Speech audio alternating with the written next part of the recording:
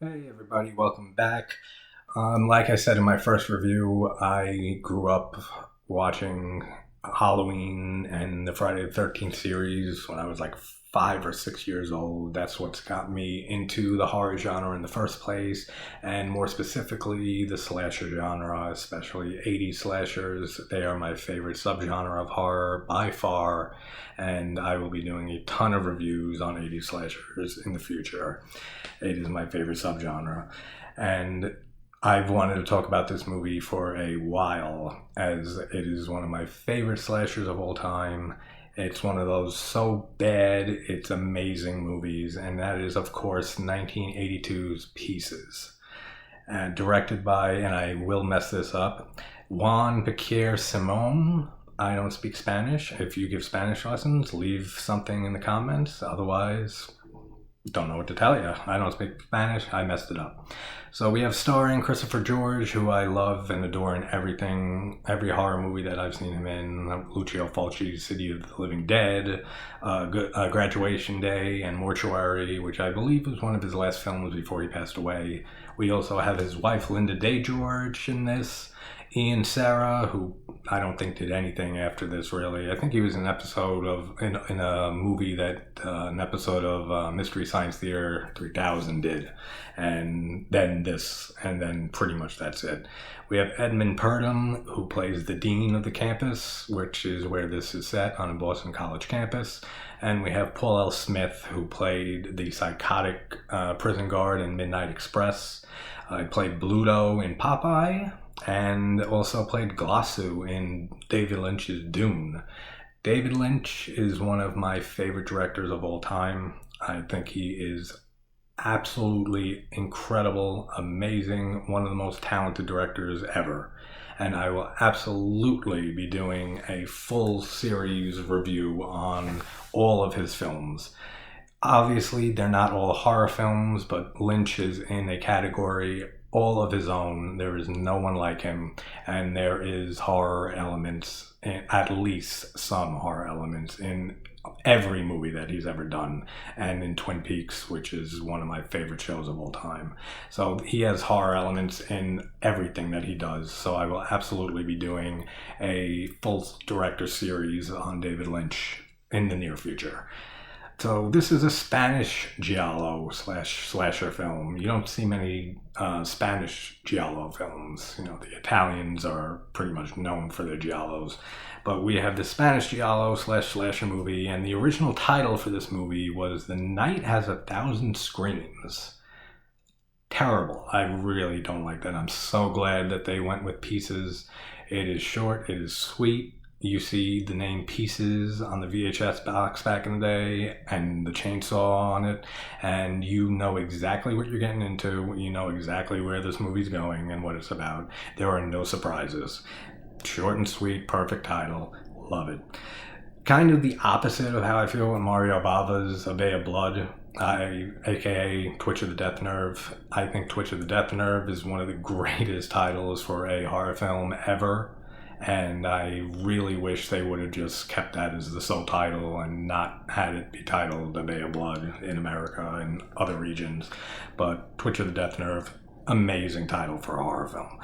But that is for a Mario Bava review, who I will also be doing a lot of in the near future. So we are in Boston in 1942, and we meet little Timmy, who is in his room singing Humpty Dumpty and putting together a jigsaw puzzle of a naked woman. And his mother comes in, and she is not happy when she sees this naked woman jigsaw puzzle that he's putting together. And she freaks out, starts throwing all his shit around the room, like breaks his mirror, starts telling him, go get a garbage bag, I'm burning all this stuff, and finds pornographic magazines and starts going through all his stuff. And little Timmy doesn't take kindly to this, because he doesn't come back with a garbage bag. He comes back with a big-ass axe and ends up axing his mother in the head several times to death, which is just a brutal scene. The gore in this movie, it's hard to describe.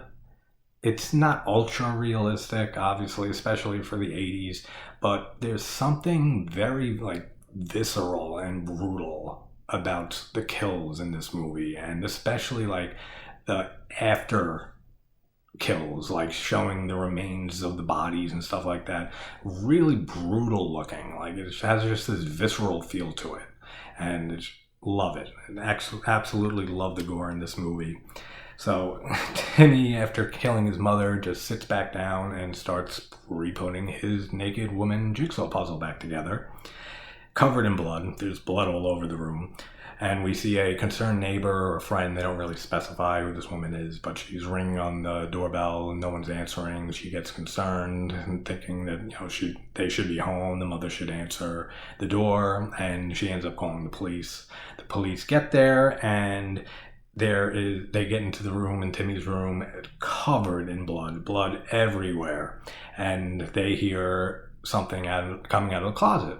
And they open the closet door, and it is little Timmy covered in his mother's blood.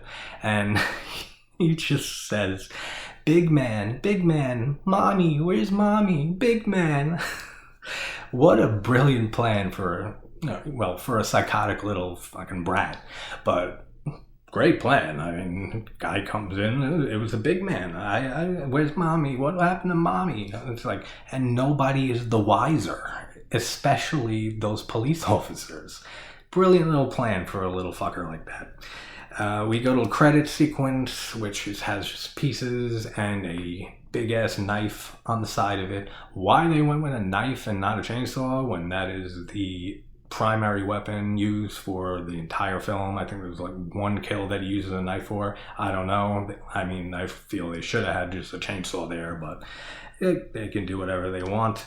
Flash forward to 40 years later to 1982, and we see the killer's hands with the classic giallo black gloves and stuff, opening drawers, and he ends up taking out a box that has his mother's dress, bloody dress, and shoes that she was wearing 40 years ago when he murdered her. So we know he has some mother issues. And we cut to this Boston College campus, which is where the rest of the film takes place, and all these murders start taking place at. So there's this scene that this girl is skateboarding down the campus, and there's these people moving this big plate of glass, and she sees it in her way, like a good 15 feet away or so. And instead of just, I don't know, stopping and jumping off the skateboard, she just screams and continues and plows into the pane glass. Just ridiculous. I don't know what that was. Why she didn't just hop off the skateboard. I don't know. This movie is filled with things like this. It is so random. There are so many just over-the-top, ridiculous, nonsensical things that happen in this movie. And I love it to death because of that. And anyone who cannot have fun watching this movie, or just sees this movie and says, this is absolutely terrible, this is absolutely dreadful, what type of film is this? I don't want to know those people. Because if you cannot have fun watching this movie, if you cannot find the enjoyment in how terrible and random and over the top this film is, I don't know what to tell you. Like, it's just amazing. It's such an amazing movie. I love it to death. And so we meet after the girl crashes into this window pane by sheer stupidity.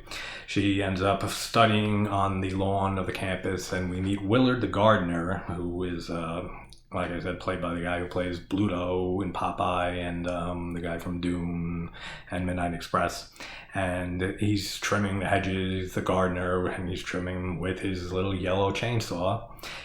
So they instantly start shedding light on trying to show red herrings that he is possibly the killer. They do the same thing with the anatomy professor and try to make him look as guilty as possible. They do a pretty good job of not tipping off who the killer actually is in this movie. Like, they do actually a very decent job. They have those red herrings with the Willard and the professor, but they do a good job of not revealing too much of who it actually is until the ending when we find out. And we have Lieutenant Bracken, played by Christopher George, who shows up at the dean's office with his partner, Sergeant Holden, to discuss the murder that occurred there. And then we get the iconic, classic, ridiculous line in the hallway from one of the students. The most beautiful thing in the world is smoking pot and fucking on a waterbed at the same time. and it's dubbed so like her mouth is moving not to the line at all. Just completely ridiculous, but a absolutely classic line for people who know and love this film. I think it's weird that Professor Brown, the anatomy professor, he says that he didn't remember or know the student who was decapitated on the lawn while she was studying. And a few minutes later, he says that she was extremely popular on the campus, which I thought was very strange. That if she's so popular, and you knew she was that popular, how do you not remember her or know who she is? I thought that was very weird. Like, doesn't make sense at all. And we see Willard, the gardener, petting his chainsaw creepily while he's doing his garden work, again trying to make him look as crazy and psychotic as possible. And the dean shows up to discuss when his work there at the campus will be finished so he can move on to another job. Willard apparently does not like the dean very much, because as soon as the dean turns around, he holds his chainsaw up like, I oughta. Really does not care for the dean. The score in this movie is very good. I really enjoy the score in this movie. It has some really creepy synthesizers. It has like this little bump bum, like little beats to it. Very effective. I really enjoy it. I've heard and I've read about, there is a different cut. There's a Spanish cut of the film that apparently has a completely different score and is in Spanish. I've never seen that cut. I've never heard the score, so I can't comment on that. But the score in this film, the regular cut, is very good. I really enjoy it. We meet Kendall, who is the college campus stud somehow. And he gets a note from a girl to meet him at the pool. And he ends up not going, and we end up getting the shot of this sexy girl going skinny dipping in the swimming pool, and killer is creeping around, stalking her. The look of the killer in this film, I really, really like. Like, it's just, he's all in black, a black trench coat and he has the collars popped up on both sides and the black rimmed hat. So like it covers all this, so like you can only like see right here. Very cool look. I really like that. Apparently being scooped with a with a pool net, like a frog or something, renders you completely unconscious, because that's what the killer does to this skinny dipping girl. He just puts a pool net over her head and drags her, and she's instantly knocked out. I don't know what that pool net was made of or what it contained in it, but absolutely ridiculous. And she comes to like a minute and a half later. So absolutely crazy.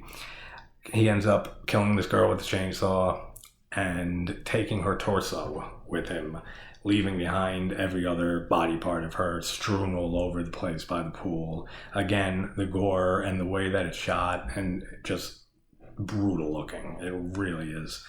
So the killer ends up dragging a bloody bag, into the freezer, where we see also the head of the first woman that he killed that was studying on the lawn. And we kind of deduce that he's collecting these pieces, wink wink, title, roll credits, of these women for some reason. And Willard finds a bloody chainsaw and the girl's body, what's left of it.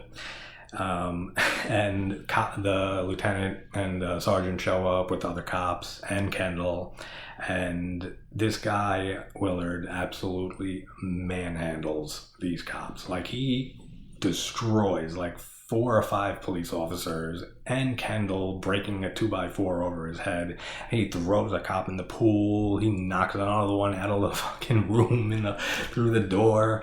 He's just absolutely manhandles all of these cops until we get this terribly delivered line from Holden, saying, "Hold it or I'll blow your brains out." Absolutely terrible delivery. Like I said, this movie technically is bad on so many levels, but it is genius in so many others.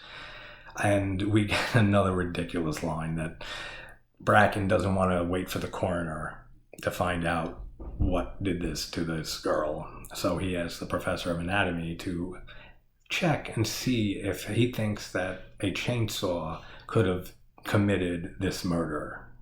Seriously? You had to ask, not just even the professor of anatomy, anybody, if a chainsaw could possibly do that to somebody? Come on, seriously? You had to ask that. And the professor even says, like, any layman could tell that this was done with a chainsaw. And it is the same yellow chainsaw that Willard was using while he was gardening. So again, trying to shed suspicion on Willard for being the killer. And they start wondering what the killer is doing with the pieces of the women's bodies. And they decide that they want to put undercover women officers on the campus so they can make sure there's no more killing going on, and at least be eyes and ears on the campus to try to prevent this maniac from going any further with all these murders that he's committing. And he says that he wants to put 2 female undercover officers on campus because women is what the killer is going after. Then why not use 2 male undercover officers? Like, if he's going after women, don't you think putting 2 women undercover officers is a little more dangerous than having 2 male officers? He's not going after men. He's definitely going after women. That's his target audience. It's a little careless to put 2 women on the campus as undercovers instead of male officers. I just thought that was a very strange thing to do. So they end up going back to talk to the dean, and Bracken talks to the dean's secretary, who had an envelope on her desk earlier for Kendall, and brought it right to the dean. It said it was urgent, and the letter was sent. Bracken says and deduces the letter was sent to Kendall to keep him away from the swimming pool and ask him why he did show up anyway. And he answers that he just had a feeling, that he had a weird feeling, and he just had to, go there and show up. So it kind of tries to cast a little suspicion on him as well, but that's pretty much thrown out the window very early on. It's not an 80s film without a stupid aerobics class scene with set to cheesy 80s music. We get one of those classic scenes in here. We get a shot of the killer, though. His face, like, through the door. The door has, like, a window cut out, looking into the aerobics classroom. And, again, like, the way the killer looks and everything, and it just looks like a silhouette of his head and everything looking through the window. Really cool shot. I like that a lot. So Kendall is taken by Bracken to the police department to see a police profiler so he can try to put together a profile of who this murderer could possibly be and who would fit this profile. Sergeant Brackett, or Lieutenant Brackett, says that he stakes his life on Kendall. Really? You stake your life on this kid that you just met a day ago, or that day? Why? Like, why is he so sure that he's innocent, that he's not a suspect? Like, immediately. That's very strange. I don't know why. I don't know what that line is about, but he's just said, I will stake my life on this kid. Really? Like, I don't think you're making the right decisions, but it turns out being all right because Kendall's, innocent, but you never know. It's a pretty stupid assumption to make. So Kendall meets and is introduced to Mary Riggs, played by Linda Day George, and she is a tennis pro and a cop, and she has a fan in Kendall because Kendall mentions that he has seen her before and watches all her matches. So he is a tennis fan and a Mary Riggs fan. So we get an exhilarating tennis match scene after that, with just crowd watching and just their eyes going bing, bing, bing, jumping back and forth, absolutely breathtaking to watch. We see the killer putting puzzle pieces together of the same jigsaw puzzle of the naked woman that the kid was putting together 40 years earlier. And we get a little tip of who that it's somebody on the campus, because the next victim says, "Oh, it's you." So it kind of shows that it's somebody that the people on campus, the students, would know, which I thought was a little cool touch that they put in there. So he has the killer's breathing. He has like this just like heavy breathing to him as they, have shots of him walking around and stalking the women and stuff like that. Really effective. I actually really like that breathing effect. This girl ends up going into an elevator, and that's when she says, "Oh, it's you. You scared me." And the killer gets in the elevator with her and revs up this chainsaw and just lops her arm off. And the arm flies off. The blood is squirting all over the elevator. Awesome kill. Like, really, really cool. Awesome gore. Just all around sick kill. And Kendall and the cops end up finding the body, and they're sick, looking at it, and notice that she's missing both her arms. So now the killer has taken a head, a torso, and 2 arms. I wonder why. So Bracken can never get a light for a cigar. This guy has a cigar in his mouth for almost the whole movie, and it's never lit. He asks the sergeant for a light. He says, "Sorry, I don't smoke." And in like 5 other scenes, he has a cigar hanging out of his mouth and no light. So I don't know a smoker who doesn't carry a lighter, or you can forget one day or something, but this guy never has a lighter, so he never gets to smoke his cigar. So I feel bad for him. He just wanted to smoke his cigar, poor guy. And ends up saying he wants a full background check on all the staff at the campus to see any type of lead that they can get. So Kendall, like I said, is the college stud somehow. This guy must have a golden dick, because he's having sex with this girl and she's being extremely loud, and he tells her to quiet down, you want to wake up the whole campus. And she's just like, "Kendall, come back to bed, please. Like, what if you gag me? Then I won't be loud." Like, absolutely insane. So we see Mary, the undercover police officer, walking at night, and Bracken told Kendall to keep an eye out on her and make sure that she's safe while she's doing her undercover work there.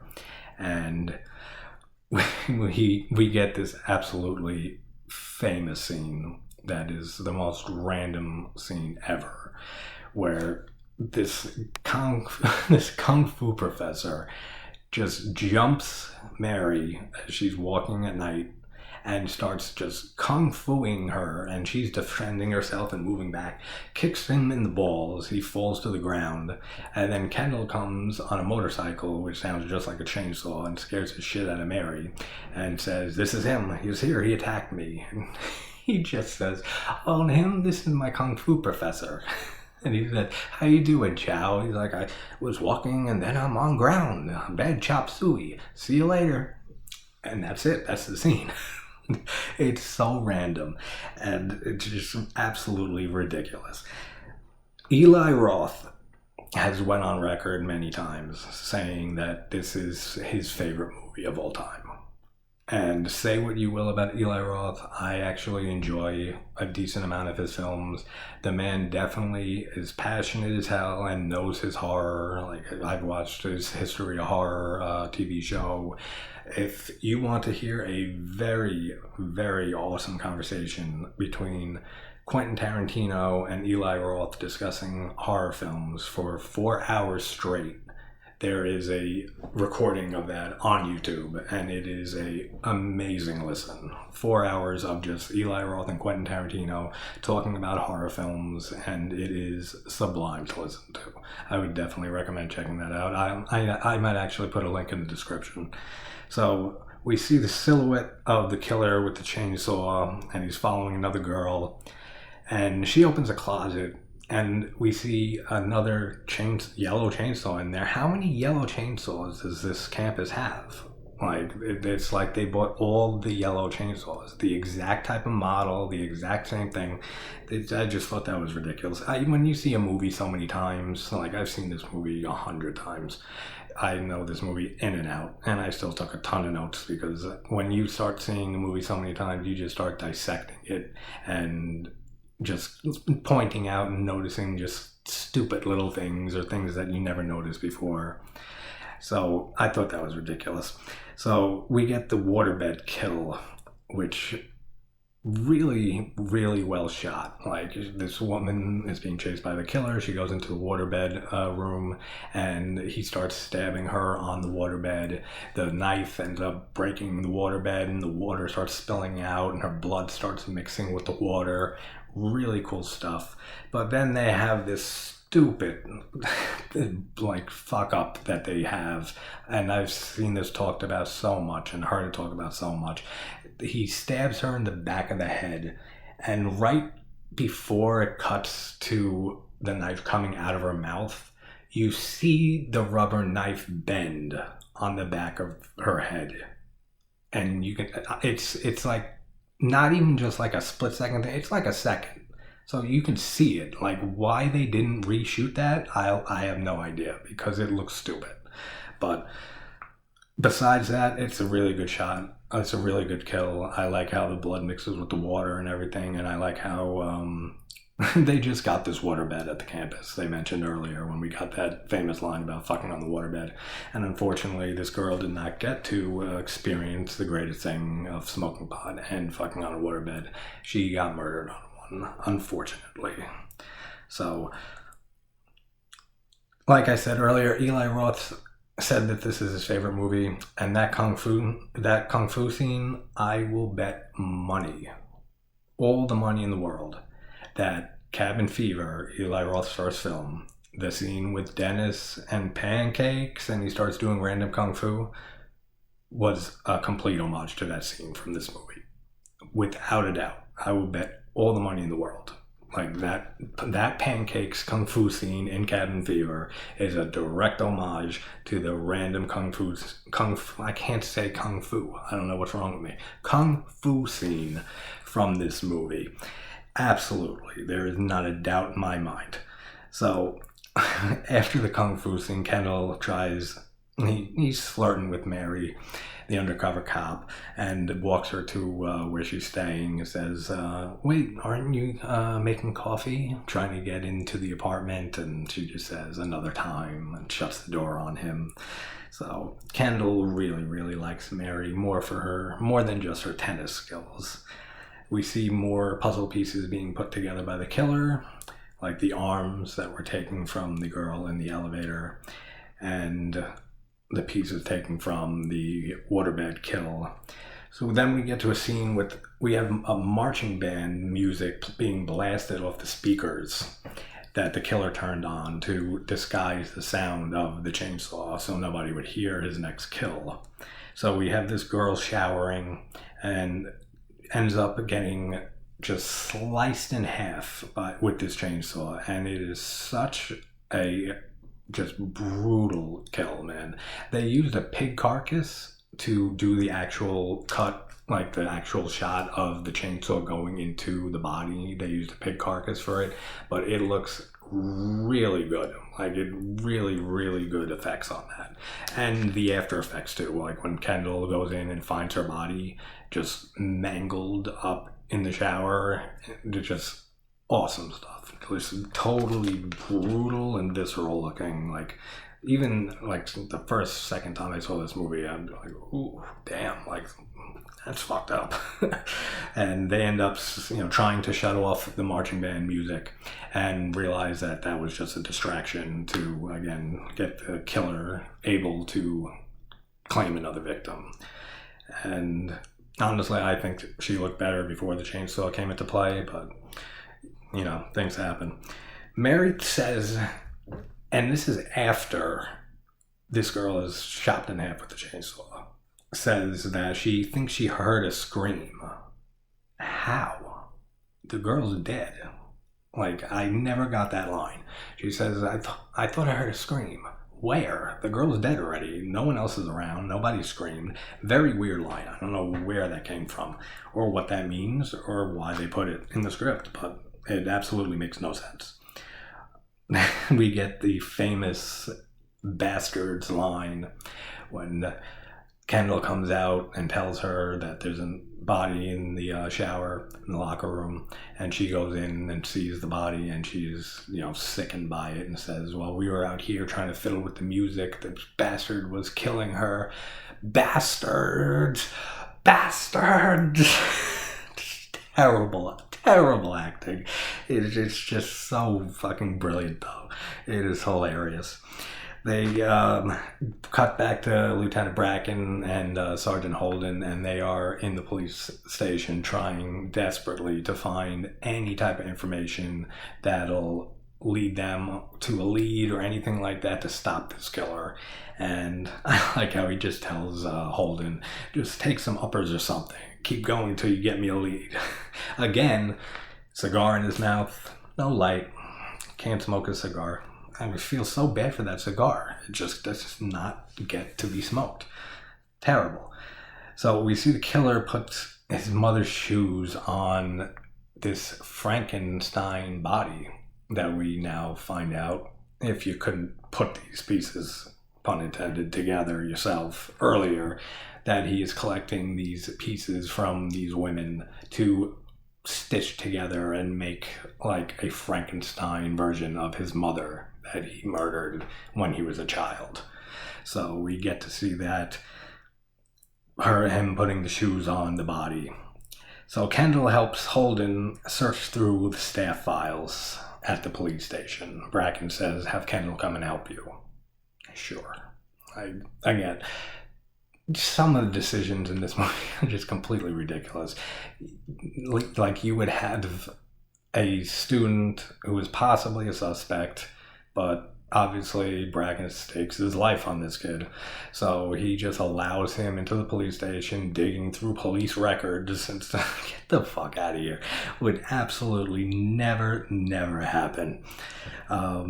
Mary meets the dean at his place at 7 p.m. after Kendall tells him he goes out of town on that day of the week or something, every week or every month, and he'll be back at 7 o'clock. So Mary goes to meet him, and we end up finding out that the dean is the killer, and because we see him drugging her coffee, and brings her coffee, and she drinks it, gets her another cup of coffee, drugs it some more, brings it to her, same thing.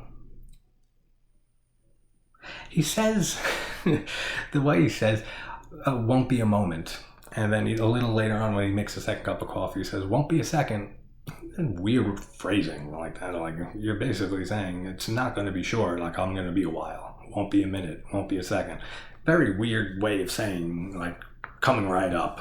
Like, doesn't make sense to me. So Kendall finds out that the dean changed his name and tells this to Holden. And that they find out that he did change his name and his mother was butchered when he was a child, and that is what tips them off that the dean is the killer. And Kendall tells them that Mary was going to meet him at 7 o'clock at his place, so they rush over to the dean's place to try to save Mary. And the dean has this weird conversation with Mary. She's paralyzed from the drug that he gave her. She can't move, but she can hear everything that he's saying. And she was asking him about the anatomy professor, and he says that he's gay, he's homosexual, and that the professor seems more upset about his affliction than the dean is. Well, the 80s, back when being homosexual was an affliction. So Mary is paralyzed, and we see that to complete his Frankenstein mother, the dean wants her legs. So he goes to get a knife to try to cut her legs off to finish his mother Frankenstein masterpiece. And obviously doesn't happen. Kendall gets there with the cops.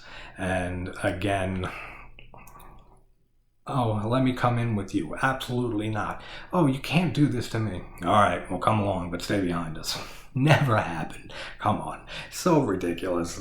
They should have just handed this guy a badge and gun by like mid-movie, because they just let this guy be a cop for the whole movie, basically. So the cops race to the dean's place. They get there. They go in, and they go back outside after finding Mary paralyzed. Kendall stays with her. He says Bracken tells Kendall, try to get her walking and everything. I'm going to call a doctor and an ambulance. And they both walk out of the room, Lieutenant Bracken and Holden, and leave Kendall alone with a paralyzed police officer in a room that they did not secure and look around at all. And Mary is trying to look because she can't talk, and she's looking over at a curtain that the dean is hiding behind. And the dean comes out of the curtains and tries attacking Kendall with a knife, and he's fighting him off. And luckily, Brackett ends up coming back into the room and shoots him. Great shot. Shoots him right in the head. Kills him instantly. The dean is dead. And then we get one of the craziest endings ever, where Holden is talking to Kendall about being you still want to be a police officer and stuff, and he's like, oh, definitely not after all this and stuff.